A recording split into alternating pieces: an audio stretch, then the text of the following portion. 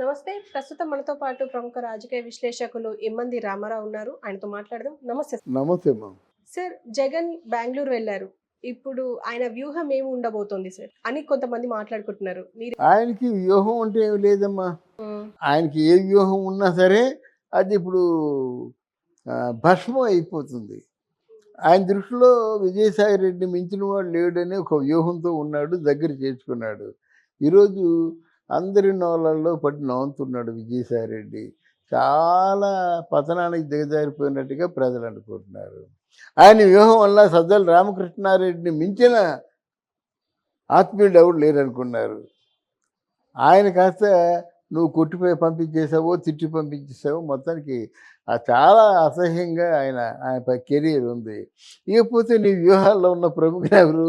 రోజా, అరవింద్ కుమార్, అనిల్ కుమార్ యాదవ్, అక్కడ పేరు నాని, కొడాలి నాని, వల్లభనేని వంశీ, ఇక్కడేమో గురునాడు అమర్నాథ్, వీళ్ళే కదా ఉన్నారు వ్యూహంలో. ఇంకెవరు ఉన్నారు? వీళ్ళే ఉన్నారు. కొంతమంది జర్నలిస్టులు వాళ్ళకి జై జై అని ఏం చెప్పినప్పుడు కూడా జర్నలిస్టులు ఆయన్ని సత్యహరిశ్చంద్రుడు అంటే మాట తిరగనవాడు, అసత్యం ఆడినవాడు, అంత గొప్పవాడిని చేసి జర్నలిస్టులు కొమ్ముగా పల్లకి మోసారు. నా భయం లేదు, పల్లకి మోసారు జర్నలిస్టులు అందరూ కలిసి. కొంతమంది ఆయన తాలూకు ఆయన్ని అమితంగా ప్రేమించిన వాళ్ళు, ఆయన్ని దేవుళ్ళ చూసేవాళ్ళు పల్లకి మోసారు. వీళ్ళే నమ్మావు నువ్వు. వీళ్ళే నీ కొంప ముంచేసి ఈరోజు ఇంత దరిద్రంగా ఉండడానికి కారణం వీళ్ళందరే. నువ్వు నీ వ్యూహం ప్రకారంగా వీడైతే నా బాగా కుమ్ముకొస్తాడు, వీడైతే బాగా మాట్లాడతాడు, వీడి చేత బూతులు మాట్లాడిద్దాం, వీడి చేత ఇంకా మంచి బూతులు మాట్లాడిస్తాం.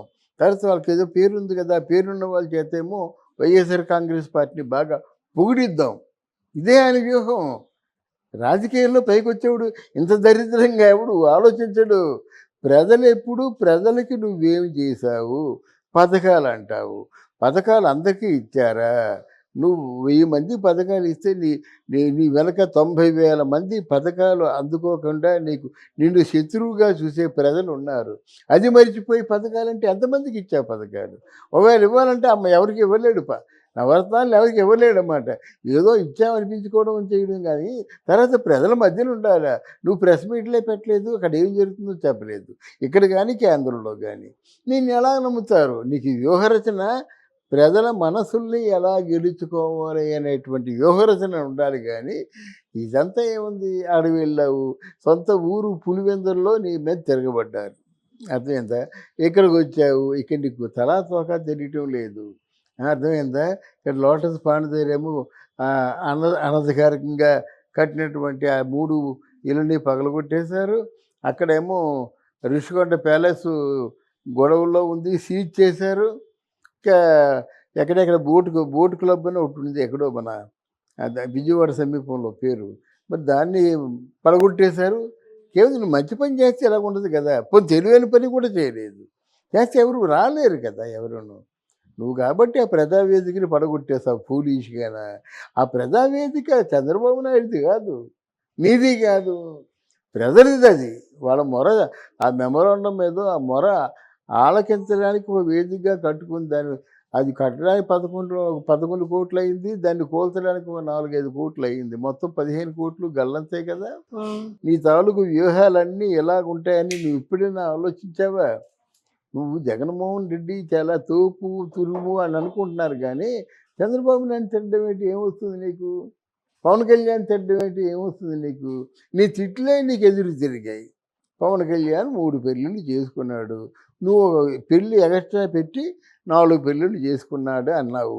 ఆయన ఏమన్నాడు? నువ్వు నాన్న 4వ పెళ్ళానదా అన్నాడు. మాట పడవలసి వచ్చింది కదా. స్కూలు ఏదో ఫంక్షన్కి వెళ్ళాడు. ఆ స్కూల్ పిల్లలకి పవన్ కళ్యాణ్ తాలూకు 3 పెళ్ళిళ్ళకి సంబంధం ఏంటమ్మా? వాళ్ళు లీగల్గా ఉన్నారు కదా. నిన్నెవరు జగన్మోహన్ రెడ్డి ఎవ్వరూ ఓడించలేదు, ఓడించలేరు కూడా చెప్తున్నాను.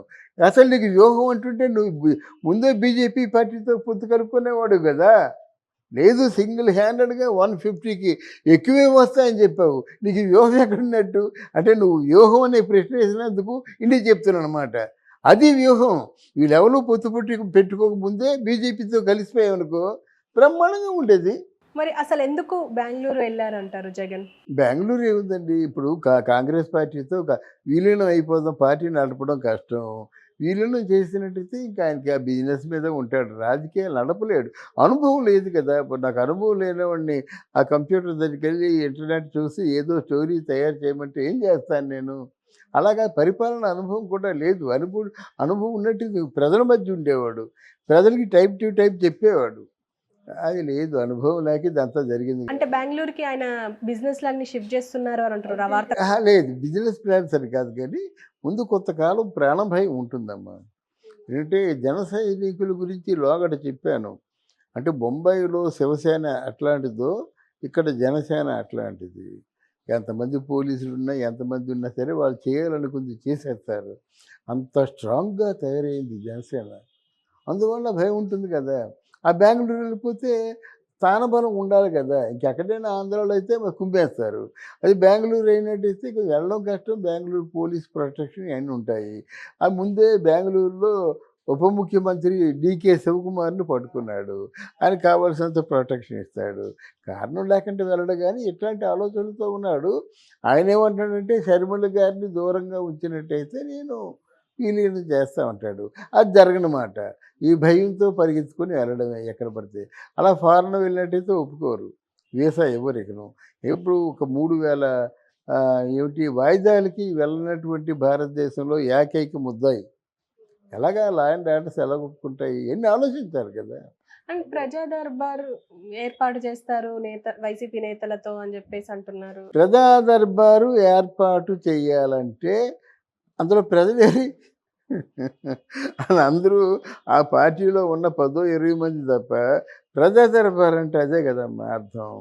ఆంధ్రదేశం నుంచి నీ ప్రజా దర్బారుకి వస్తారా? కళ్ళెదురు కనిపిస్తున్న ఓట్లయినటువంటి ప్రజలు నీ దర్బారుకి వస్తారా? ఇదేనా అర్థం ఉండాలా? ప్రజా దర్బార్ అంటే ప్రజలు రావాలా? ఎందుకు వస్తారు? బెంగుళూరు ఛార్జీలు కట్టుకొని వస్తారా? ఎవరు రారు.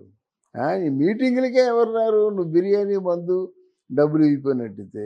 అక్కడ బెంగుళూరులో ప్రజలు దర్బారు అంటే ఎందుకు ఇలాంటి ఊహాగానాలు చేస్తాడో మనకు అర్థం కాదు. ఇలాగ ఆలోచించే పతనం అయిపోయాడు వైఎస్ఆర్ జగన్మోహన్ రెడ్డి. అసలు అంటే ఇప్పుడు ఈ వార్త అంతా ఎందుకు స్ప్రెడ్ అవుతుందంటారు సార్? అసలు ఆ మొత్తం బిజినెస్‌లన్నీ అటు షిఫ్ట్ చేసుకుంటున్నారు. ఇగ ఏపీకి రారు జగన్ అని జెప్పేసి. అవునమ్మా. ఏపీకి రారు జగన్ అనేది ఎవరు క్రియేట్ చేస్తున్నారు? ఆయన జగన్ అంటే అభిమానం ఉన్నవాళ్ళే క్రియేట్ చేస్తున్నారు. అందుకని ఇక తెలుగుదేశానికి ఏం అవసరం? జనసేనకి ఏం అవసరం? వాళ్ళ మీద ముళ్ళ కంపల మీద కూర్చున్నారు. ఈ 6 మాసాల్లో కొని అనుకున్నవి ఏవైనా నిరూపించలేకపోతే ప్రజలు మునపట్లా లేరు. మీడియా కూడా మునపట్లా లేదు. ఎవరో కొమ్ము కాచిన వాళ్ళు నలుగురుంటే సూటి ప్రశ్నలు వేసేవాళ్ళు చాలామంది ఉంటారు. అందులో మనం ముందుంటాం. అన్నా కదా నువ్వు. ఎందుకు ఆధ్యాత్మిక యూనివర్సిటీగా మారుస్తన్నాగా, ఎందుకు మార్చలేదు? ఉప్పాడేమో మెరీనా బీచ్‌లో చేస్తన్నావు కదా, ఎందుకు చేయలేదు? నీ దారులన్నీ కూడా నీ సొంత డబ్బు ఖర్చు పెట్టైనా సరే అంటే పిఠాపురానికి మంచి రహదారులు ఏర్పాటు చేస్తా అన్నావు. ఏం చేయలేదు? అని అందువల్ల ఇప్పుడు చంద్రబాబు నాయుడుకి కూడా తక్కువ ప్రశ్నలు లేవు. అవి లేకుండా జాగ్రత్త పడాలా. వెళ్తున్నారు కేంద్రం దగ్గరికి ఒక స్పెషల్‌గా అంటే రిక్వెస్ట్ చేసి నిధులు అడుగుతున్నారు, తెచ్చుకుంటున్నారు. ఇక్కడేం చేస్తున్నారు అది. లేకపోతే ఆ కళ్ళు మూసుకొని తెచ్చేలోగా ఆయనకో నెల అయిపోతుంది. నెల అయితే ఎన్ని వేల కోట్ల బడ్జెట్ కావాలి. ఇదంతా ఎక్కడి నుంచి వస్తుంది? ఇంతవరకు ఏది ఉందో ఏది లేదో తెలియదు. ఇంకా శ్వేతపత్రం రిలీజ్ చేస్తా ఉంటారు అన్నమాట. మరి జనాలకి వీళ్ళు ఇచ్చిన వాగ్దానాలు నిలబెట్టడానికి ఆ ఖజానాలో డబ్బు ఉండాలి కదా. వీళ్ళ ముందున్న సవాళ్ళు ఇవి. ఆ జగన్మోహన్ రెడ్డి ఎలా పోతే ఉంది, ఆయన గురించి పట్టించుకుంటూ వచ్చినటువంటి లాభం ఏమి లేదు. Let him go on his own way. మనం చేయలేం కదా. ఆయన అధికారంలో ఉంటుండగా మాత్రం తలకు మించిన పనులు చేశాడు. లేకపోతే చంద్రబాబు నాయుడిని జైల్లో పెట్టడానికి ఈవెన్ కేంద్ర ప్రభుత్వమే ఆలోచిస్తుంది కానీ